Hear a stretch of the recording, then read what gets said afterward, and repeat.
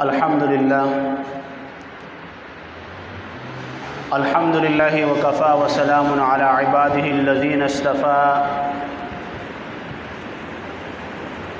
أما بعد فأعوذ بالله من الشيطان الرجيم بسم الله الرحمن الرحيم كل نفس ذائقة الموت وقال الله تعالى في مقام آخر الذي خلق الموت والحياة ليبلوكم أيكم أحسن عملا وقال النبي صلى الله عليه وسلم بعثت معلما بعثت لأتمم مكارم الأخلاق سبحانك لا علم لنا إلا ما علمتنا إنك أنت العليم الحكيم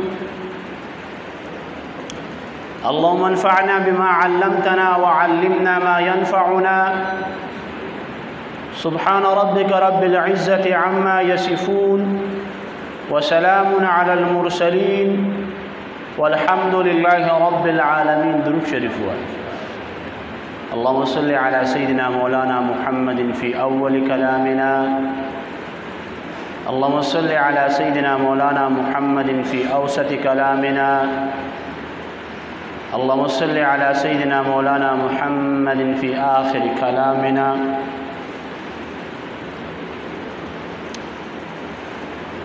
علماء کرام فرمائی د قرآن یو تہائی د الله د وحدانیت په مضامینو باندې مشتمل ده او یو تہائی د رسول پر رسالت باندې مشتمل ده. باقی کومه تہائی چې پاتې شو نو پای کې د آخرت د فکر مضامین پراته دي چې انسان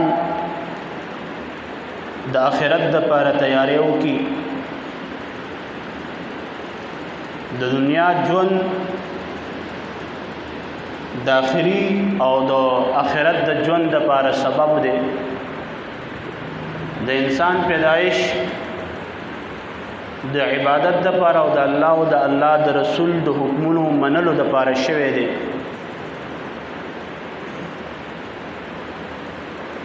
لیکن دا انسان چې کله دنیا ته راغلی او د دې دنیا دا خوندونه او مزې ولیدې نو د آخرت فکر او د آخرت غم د هغه د زړه نه ووت او دنیا په مزو او خوندونو کې اخته شو. الله رب العزت د آخرت فکر انسان ته د یادولو دپاره انبیاء کرام راولېږل چې انبیاء کرامو د انسانانو په زړه کې د آخرت غم او درد واچو د دنیا محبت د هغوی د زړونو نه وکاږه. بیا الله رب العزت په مختلفو مقاماتو کې مختلف قسمه اسباب نازلې چې د هغې په وجه باندې د آخرت فکر د انسان په زړه کې راجمع کیږي چې پای کې قسم قسم مصیبتونه تکلیفونه عذابونه هغه شامل دي. لکه امام شاه ولی الله رحمت الله علیه چې قرآن کوم په 5 علومو کې تقسیم کړی دی نو پای کې د آخرت دغه فکر تذکیر بایام الله هم شامل کړی شوی دی.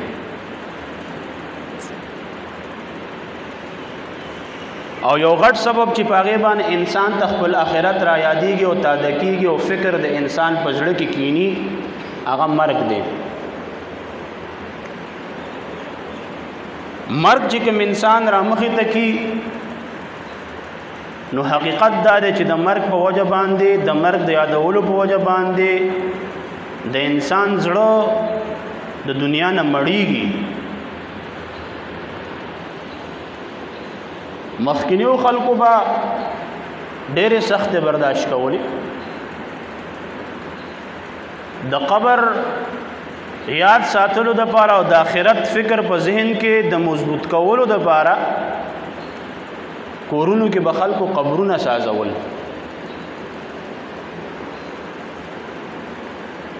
لکه امام غزالی رحمت الله علیه د ربیع بن حیثم تذکرہ کوي چې هغه په خپل کور کې ځان له قبر ساز کړو او کله به چې د دنیا محبت او مینه د هغه زړه ته ننوته نو په هغه قبر کې به سملاست او ځان پسې به تختې را بندې کړي. هر څومره وخت چې د تیرېدو په وجه باندې به د دنیا محبت ووتو بیا به هغه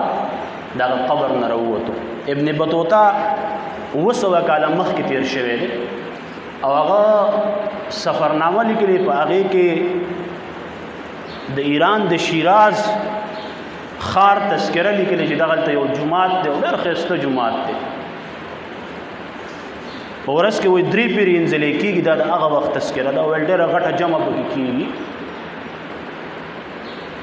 او جومات ته مخامخ یو بازار دی او په بازار کې یو دکاندار دی او هغه دکاندار د غاګ په انتظار کې چې ناست دی چې کله غاګ لاړ شي قرآن راوالي او د هغې تلاوت کوي او بیا چې تلاوت وکړي نو د هغې نه پس داسې یو کپړه اوچته کړي او په ځمکه باندې چوخ وکړي او بیا خپل تلاوت شروع کړي. ما ته داسې عجیبه غونته کې معامله ښکاره شوه نو چې زه ورغلم ما وکتل ویل هغه خپل قبر په هغه دکان کې ساز کړی و او په هغې باندې به قرآن لستو په هغې کې به چوف کو چې دا قبر زما دپاره بختور شي. دکان کې نن سبا ته چاته وایه قبر سازول خو لویه خبره ده چې د قبر نوم هم په دکان کې هغه اخیستو ته تیار نه بلکې نن سبا خو خلک دکانونه د مونځ او دس دپاره بندوي نه لیکن د هغه زمانې عام تاجر د هغه خیالات دا و. د یو بزرګ متعلق کتابونو کې لیکلي د هغه یو غلام و چا ورته وویل ستا دا غلام د شپې د مړو نه کفنونه پټوي نو د دین حکم او اصول لا دي چې یو سړی الزام ولګي صرف د هغه الزام محض باندې به فیصله نه کېږي تفتیش وکېږي. هغه بزرګ د تفتیش دپاره د شپې په د خپل غلام پسې روان شو. غلام ادیرې ته رالی او په ادیره کې یو قبر و هغې ته ورننوتو دا هم ورپسې ورغلی نو چې وی کتل هغه قبر کې هغه غلام په نفلو باندې ودرېد او تلاوت یې شروع بیا چې د قصې پوښتنه وکړه ویل آقا ټوله ورځ ستا خدمتونه کوم د رب احکامات پای کې کمی بیشي راغلي د دنیا منډې تړلې مې ټوله ورځ په زړه کې تاویږي چونکې ستا غلام یم ستا حکمونه پوره کول هم په ما باندې لازم دي نو که چېرته د الله رب العزت د حکمونو کوتاهي شوي نو هغه زه راځم په دې قبر کې ودرېږم او په قبر کې چې ودرېږم نو د قبر دا ماحول او ژوند د دنیا مینه او محبت زموږ د زړونو نه وباسي. نو حقیقت دا دی چې هغې بزرګانو ډېرې سختې د هغې دپاره تېرې کړې وې او قبرونو کې به په ژوندینې پراته وو چې د قبر تیارې زموږ نصیب شي. او مخکې تاسو ته ما تذکره کړې وه چې دا څومره زموږ بزرګان په دې نږدو علاقو کې دي لکه مثال په طور باندې محمد امین حاجي صاحب شو حاجي صاحب تورنګزی شو منظري بابا شو مدی بابا شو د دوی بسمسې وي غارونه چې ورته ویلی کېږي هغه به یې داسې لږ ټیټ ساز کړی چې صرف بس انسان به پکې سر لږ ښکته ولاړ و په دې کې به دوی چلي وکاږلې او په داسې ځای کې به یې چله ولې وکاږله چې دغه غار په شان د قبر چې سړي د خپل قبر را مخې ته شي. تانبون د حکیم الامت صاحب چې کومه خانقاه وه نو په هغې کې وړې وړې کوټنۍ سازش شوې وې. حافظ زامن شهید امداد الله مهاجر مکی د دې ټولو بزرګانو متعلق راځي چې دغلته به هغوی عبادات کول. نو قبر چې کوم انسان ته مخامخي او د قبر فکر او غم د انسان سره نو بیا د قبر تیارې مرته الله رب العزت نصیب کوي.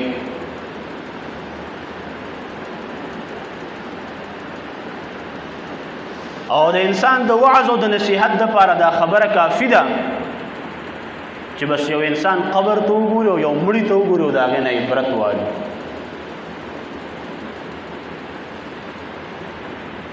لیکن حقیقت دا دی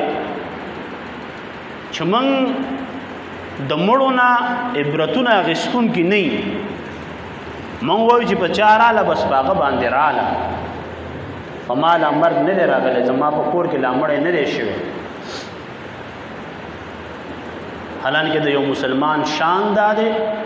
چې هغه د یو مسلمان رور لاش ته وګوري، په کار ده چې د هغې نه عبرت واخلي. د یو جنازې ته وګوري او د خپله جنازه را یاد شي، د یو مړي ته وګوري او د خپل مړی را یاد شي. صحابه کرام چې جنازه به تېرېده نو ویل به دا یا ستا مرګ دی یا زما مرګ دی، بس په هغه لاړه تېره شو، دې نه پس به یا تاله مرګ راځي یا به ماله مرګ راځي.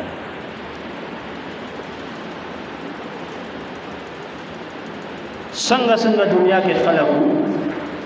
په مالونو باندې مین خلک، په جیدادونو باندې مین خلک، په گاړو باندې مین خلک، په حسن او په صورت باندې مین خلک، په رعب او په دبدبو باندې مین خلک. څه شو؟ لاړه د خاورو سره خاورو شو، په منونو خاورې په هغوی باندې پراته دي. هغه سلیم نن سبا په نظر باندې نه راځي، درب په هغوی باندې ولاړ دي. غوښې د خاورو سره خاورې شو، اډوکې د خاورو سره ورجېدل. هلکې شپه ورځ به دوی په مال پسې نښتي او د دنیا د سیواوالي کوشش به یې کوو. هغه مال یې نن څه شو؟ هغه لاړی نورو ته پاتې شو، نورو پې خوندونه یې ترې واخیستو او مزې پې خلکو وکړې. انسان د ځان سره مال وړی نه شي. که مال وړل وې نو خلکو به په کفن کې ځان له جبونه سازول. هغه د یونان نه چې سلطان سکندر روان شوی او نیمه دنیا فتح کړه او کله د پنجاب هندوستان ته راورسېدو، بیمارور ته ولګېد او تو وزیرانو ته په لاره وویل چې کله مړ شمه نو زما دا لاسونه دا د کفن نه راوکاږئ چې پته خلکو ته ولګي چې سکندر هم د دنیا نه خالی لاړې. نو حقیقت دا دی چې انسان مړ شي،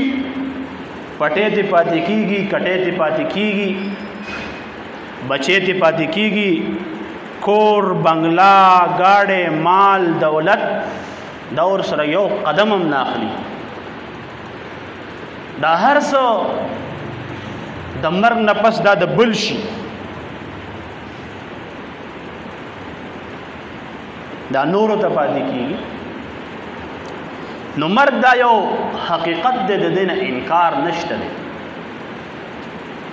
روزانه آواز کوي زه د تنهایۍ کور یم، زه د جدایۍ کور یم، زه د غمونو، د دردونو، د تکلیفونو کور یم، د غضابونو کور یم. روزانه آواز کوي زه د مور او د بچو په مابین کې جدایي راوستونکی یم، زه د ښځې او د خاوند په مابین کې جدایي راوستونکی یم، زه رور د خور نه جدا کوم،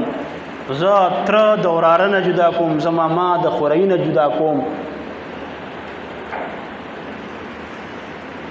نه د چا په کمزورۍ باندې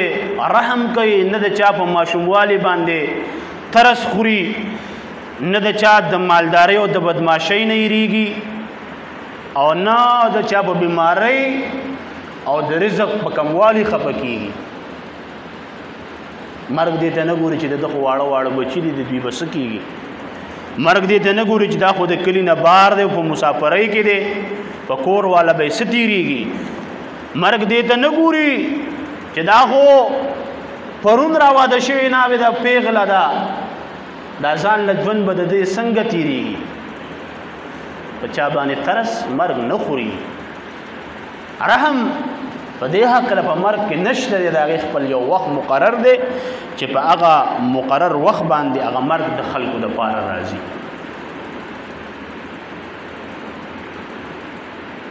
زما او ستا بس ژوند دي زما او ستا به د ژوند څه مزي زما او ستا به د ژوند څه مصروفیات دي عمر بن عبدالعزیز رحمت الله علیه یو داسې بادشاه تیر شوی دی چې د هغه په حکومت کې داسې امن و چې د مشرق نه به مغرب ته یو ښځه روانه شوه تنې تنها به وه او د کالو نه به ډکه وه نو چا به هغې له لاس قدرې وروړی نه شو تاریخ لیکلي د هغه په دور حکومت کې زکات ورکوونکي دومره سیوه و چې اخیستونکي څوک نه و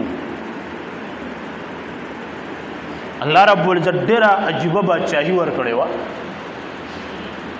او د دغې بادشاهۍ په تخت باندې به چې کله ناست یو نو بزرګان او علما او صلحا به یې راوغوښتل او ځان ته به یې مخامخ کېنول او ورته به یې ویل د مرګ باره کې راته څه قصې واوروئ د قبر د عذاب باره کې راته احادیث واوروئ چې لږ عبرت د هغې نه والم او چې د قبر تذکره به شروع شوه نو ویل داسې جړا به یې د سترګو نه روانه وه ته ویږي چې پلار یا مور یې مړه ده او مخامخ ورته ناستې دی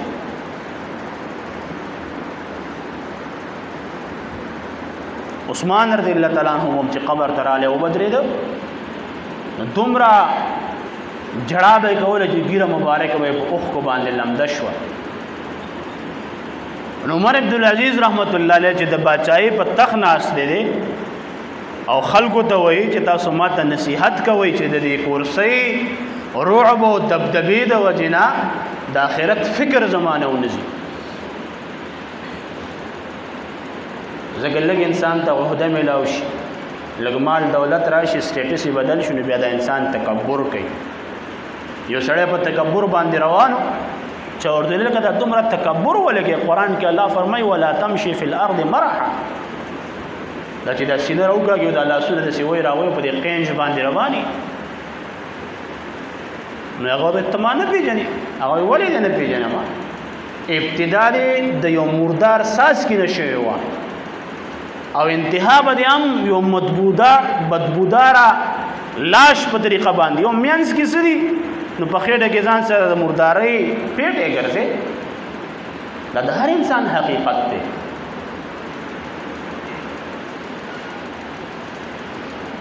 نو عمر بن عبدالعزیز رحمت الله علیه به بزرګان او علماء کرام راغوښتل یو ورځ ورته وینځوئ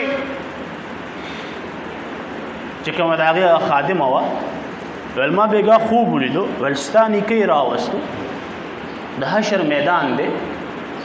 عمل ورسره نه و الله رب العزت وفرمیل ویل جهنم ته یې راکاږئ وی بیا ستا پلار راوستلی شو هغه سره معامل نه والله رب العزت ویل چې دام جهنم ته وغورځول بیا ته چې صرف دومره ویل چې ته هغه فورا بېهوشه شو خادم ورته ډېرې چغې ووهلې چې ته بد شوې حضرت ته بد شوې لیکن هغه بیا په بېهوشۍ کې پروت و د آخرت دومره فکر او غم او درد به د هغې خلکو په زړونو کې پروت و یو منګی چې هر څومره مرګونه وینو د ټس نه مسکیږو نه د آخرت فکر زموږ په زړونو کې کینی نه د قبر عذابونه هغه په موږ باندې اثر نه کوي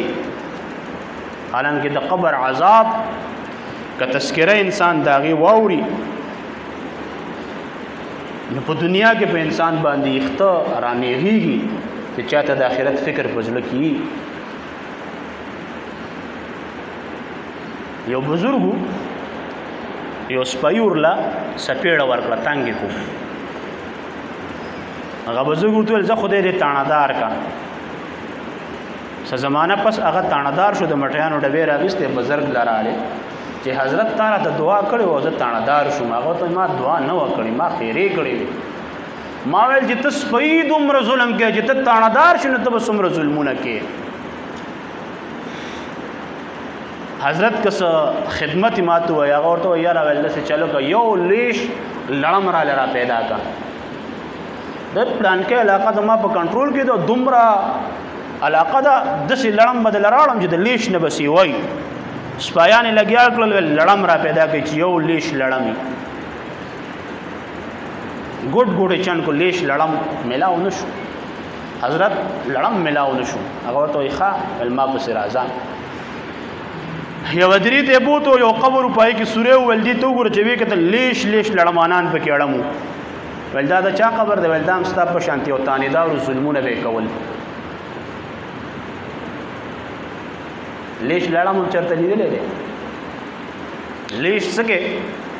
احادیثو کې راځي چې د سمارانو لړمانان وي چې لکه د اوخ غړې په شانتي بوګدي دوه دومره غټه لړۍ غړې چې سړی د نهر کې نو ولاړ نه په چاړه باندې وای د دې شمخ کې تاسو ما یو قصه کړې و ملتان کې یو پروفیسور د نور احمد دا غنوم هغه خپل کتاب کې یو قصه لیکلې ده د 1965 جنگ چې کله کېده نو په دغه وخت کې پاکستانی افواج خپل اسلحه هغه محفوظ کولو د لپاره به خلکو په قبرونو کې زړو قبرونو کې په فوج کېدله ادیرو کې به کېدله لکه د نن سبا په شان دي سہولیات په هغه زمانہ کې نو هغه د یو سپاهي قصه لیکي د یو فوجي قصه لیکي فوجي وایي چې زما ډیوټي په د غادیره باندې و چې د اصلي حفاظت کوي پوم ساس کړی سٹاف شپې ولاړې ما ډیوټي کومه د یو قبر نه د اډوکو د ماتېدو आवाज راځي چې زوره له موږ مې قتل نو په قبر کې سوري و د دې مګ نه لږ غټ غونته کې زناور ول دا په دې اډو کې باندې خل کې دی د سیو کرپ تیو کاږي ما سره ټوپک پلاس کې ول په ټوپک مې د سیدا زناور وو ول چې هغه زولې د ما پسې شو زمخ کې ودارا پسې زمخ کې ودارا پسې ول د دې ادینه اخوا یو نیرو مال چې راشه په دې نیر کې وردن نشه دا خو دې پټې دی نشي نو ول چې په دې نیر وردن نشو ما اول شاته مې وکړه نو ول زناور چې کله د نیر خوا لراله نو ول د اساده سراخ کله ول په دې وګو کې یو پرش ناره کو اول دغه یو پرش د وجه نه دا وب دومره ګرم شوي توګني چې شیدلې خټ کېدلې وبدي اول زما غون بدن هغه جوش واغستو اول چې زبار تر وتم نو غون بدن زما پولی شوی و هسپتال ته ورلم ډاکټرانو ول چې دا زمون کار نه بل هسپتال ته بوزه کوم چې د فوج غټ هسپتال پاکستان کې هغه ته بوتلم اول چې د امریکای ته بوته امریکای ته مور رسولم په هر حال وه زما چې کوم داغه به دوړېدا تش اړو کې زما پات شو او سوچ کوی دا د قبر وړو کې غونډه کې زناورو او د ژوندۍ کسلا صرف هغه د خلی تاو او بوته منتقل کو نه چې په دې کم کس باندې په دې قبر کې اختی هغه ته څومره تکلیف ملاويږي او دا خو د هغه د ټول نه وړو کې زناورو غټ زناور به څنګه حدیث مبارک کې را دي الله رب العزت چې په قبر کې کوم فرشته د انسان د لپاره مقرر کړي نو هغه کڼم دا وړاندم دا او ګونګیم دا او بس یو لوی ګروز فل کې ورلور کړي دي او دومره فل دې کې چې د دنیا باغی باندې ول شو دا بر ریزه ریزه شي او دا سړی په دې قبر کې وخی او هغه د زمکه تل تزي او به الله رب العزت راوچته او به وخی او بیازي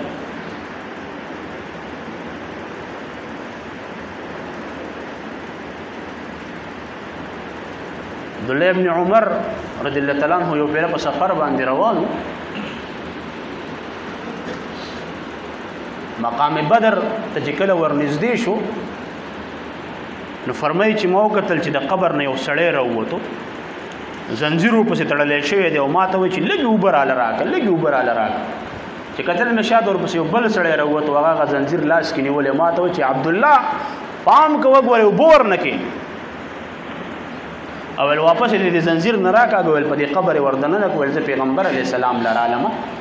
پیغمبر علی السلام ته مسجد سجبه غونډه کې قصه وشوه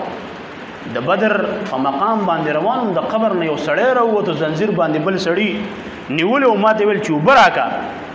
او ما ته غسل ول چې پام کوه ګوره وبو ورنه کې دا د الله تعالی دشمن دی پیغمبر علی السلام تو فرمایل دا ابو جهل دی او د قیامت پورې با د سره دا معاملې کیږي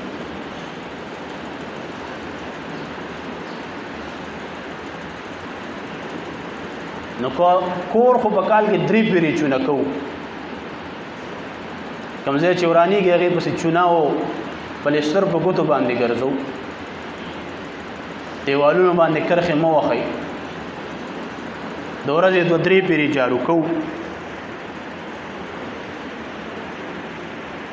کټ صادرې او بالښتونو ابروې هغه اینځو را اینځو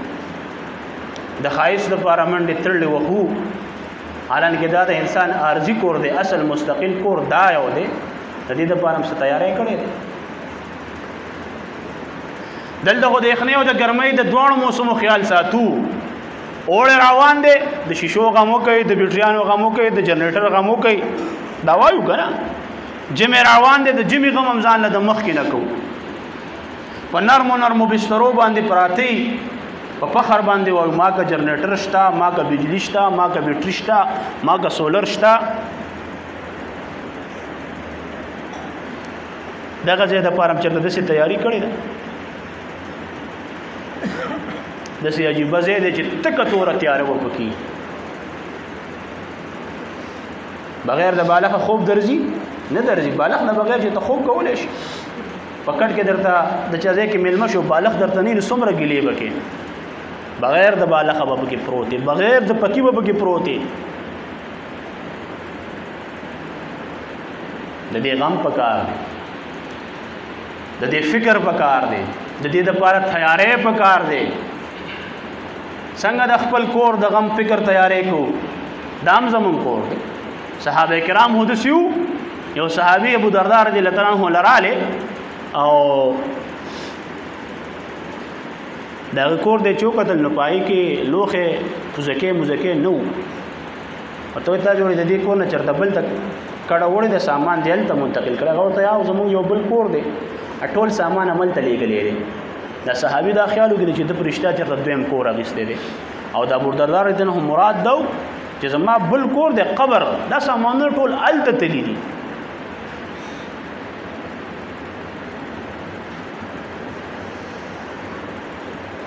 نو د دې دپاره هم څه لیږلي دي که نه دي لیږلي او دا داسې عجیبه کور دی لکه دنیا کې یو سړی ستړی شي غمزده شي نو زه چاره لاړ شي پلانکي څه به کښېنم دا غم به مې لږ سپک شي دغلته بیا غم سپکېږي نو بیا تلی راتلی هم نه شي یو پیره ورننوتې بس ورننوتې د قیامته پورې دې بیا راوتی نه شي تاسو مخکې ما قصه کړې وه شوډاګو بابي صاحب الله رب العزت دې کامل مغفرت نصیب کړي هغوی یو قصه کوله ویل زه په دې ځوانۍ کې یو پیره په جومات کې اعتکاف ته کېناستم نو اعتکاف ته چې سړی کېني کوشش دی چې خپل ضروریات ټول د ځان سره راوړي نو هر څه مې د ځان سره خپل راوړم کتاب بالپن کاپي مسله تسبیح مسواک لوټه کوم چې دغه وخت مناسب څیزونو ویل اړو ببوزې رانه پاتې شوي اول چې کله دا ورځ شروع شوه نو ویل د ماسپښینه پورې مې ویل دې دروازې ته کتل چې اوس به څوک راشي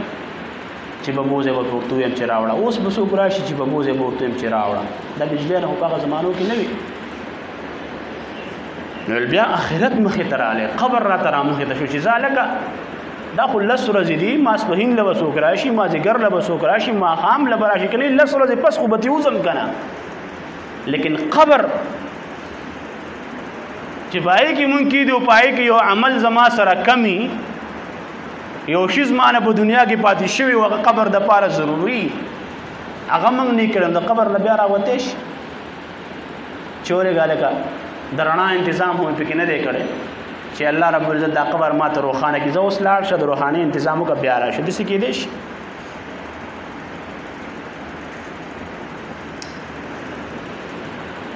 حقیقت دا دی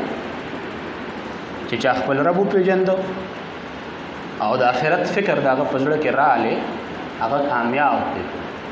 په دې دنیا کې چې موږ ناست دي نو نن موږ سره رب روغه کوي لیکن موږ روغې ته تیار نه رب وایي راشه جومات ته مونځ کوه اودس کوه د پیغمبر علیه السلام په طور طریقو باندې روان شه ژوند به دې ښایسته شي موږ دا حکمونه منو نه بیا آخره کې به موږ رب ته وایو چې موږ نن روغه کوو الله به وایي نه نن روغه نه کېږي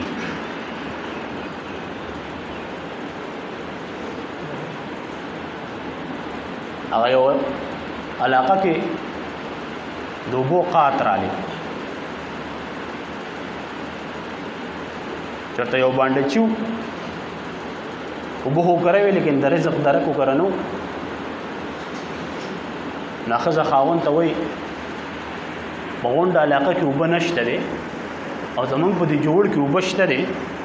دا منګې ډک او د بغداد باچا لويسا هغه ته به د اوبه چرته ملاویږي چې دا منګې اوبه هغه ویني په دې بدل ډېر لوی انعام درکې هغه به راوړي په هغې به رزق وایي سړي منګې ډک کو سر یې مضبوط کو روان شو بغداد ته لاړې دربان وایي څه دي باچا له مې تحفه راوړې ده باچا صاحب سړی راغلی منګې په سر یې تحفه راپرېږدي باچا وایي څه دي راوړي باچا تاله مې اوبه راوړي دي ځکه د هغه په خپل علاقې کې قات و که نه د اوبو نو چې د هغه منګي نه هغه سر لکو نو هغه د ډېر مزل د وجې نه او د بند سروالي د وجې نه څښا شوي بدبوګانې کولې لیکن باچا رحمدل انسان هغه خادم ته وایي دا منګې واله او په خزانه کې جمع کا د اوبه او بیا ورته چې دله انعام ورکړه او چې کله ول انعام ورکې نو د بچی محل نه چې شاته کم دریای دجله ده د دجلې کم غټ دریاب دی د هغې په دې غاړه غاړه داسې بوځي چې دا د اوبو ویني چې پته ورته ولګي چې باچا په علاقه کې د اوبو قات نشته دی نو هغه چې کله هغه انعام راواخیست او روان شو د دریای دجله ته یې وکتل چې د یو سر نه بل سر نه ښکارېدو نو د ډېر شرمنې دا سر داسې ښکته کړو چې دا ما څه وکړلو د باچا را سره څه وکړل نو نن موږ په دنیا پسې نښتي او د آخرت فکر او غم او درد زموږ نه هیر دی او چې کله قبر ته لاړو او آخرت ته لاړو د دنیا موږ ته د دې د حیثیت معلوم شي نو هغه وخت کې به زموږ دا سرم بیا داسې ښکته وي چېرې دا رب څه کول او دا موږ څه کول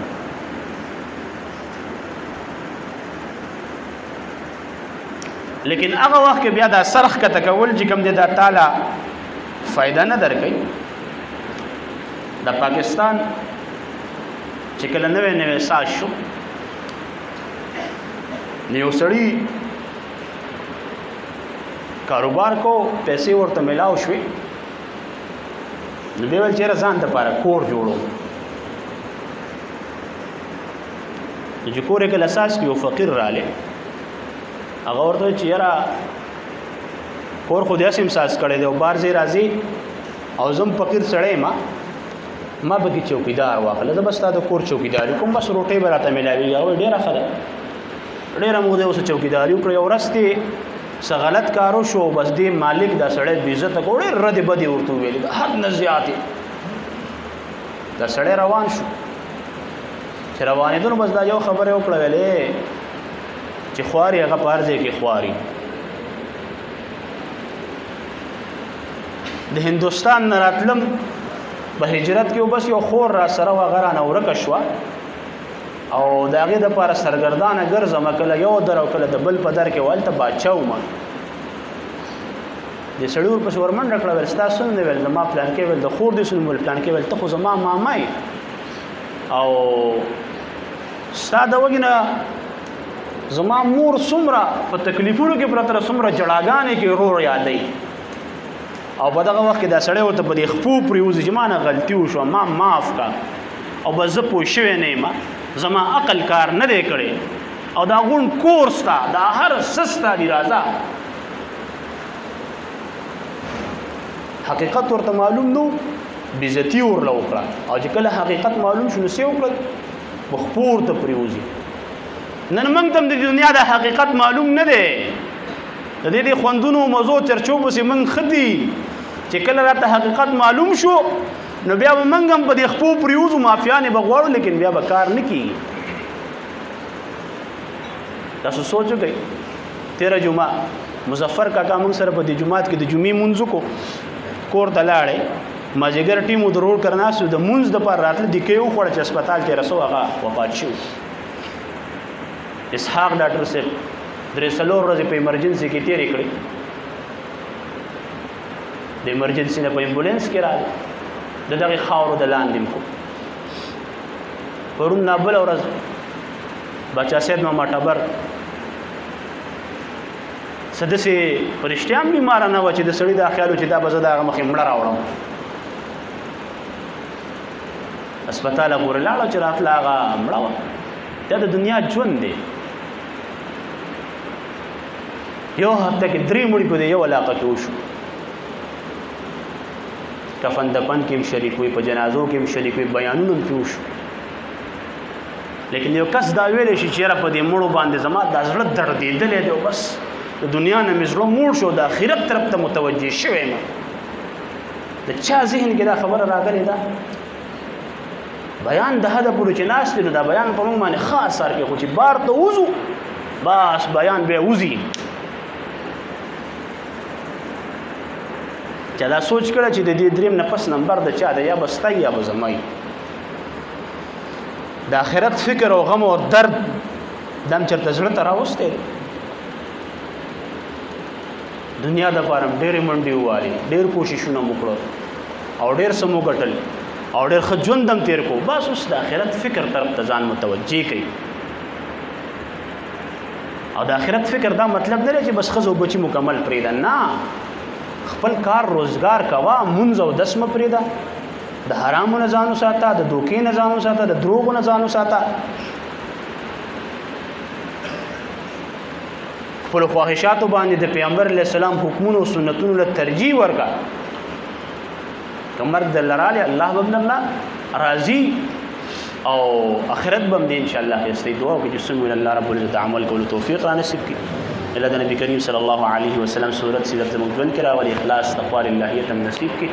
دا څومره مردگان د اسلام دی الله ټولو کامل مغفرت نصیب کړي مظفر کاکا اسحاق ډاکټر باچا سید ماما کوروالا نور څومره د عالم اسلام مردگان دي پیژنګلو دي ناشنا دي دې هفته کې وفات شوي دي میاشت دي کال یا الله ټول ژوند کې وفات شوي دي ټولو کامل مغفرت نصیب کړي څومره بیماران دي الله شفای کامله عاجله ورکړي څومره ژوندي دي الله سرونو ته خیر پېښ کړي د خیر معاملې راسو کړي د شر د معاملو نه وساتي خپل اخلاص تقوا للهیت هم نصیب کړي د آخرت فکر غم درد زموږ په زړونو کې واچي آخره خاتمه ټولو په دې کلمه کې چې لا اله الا الله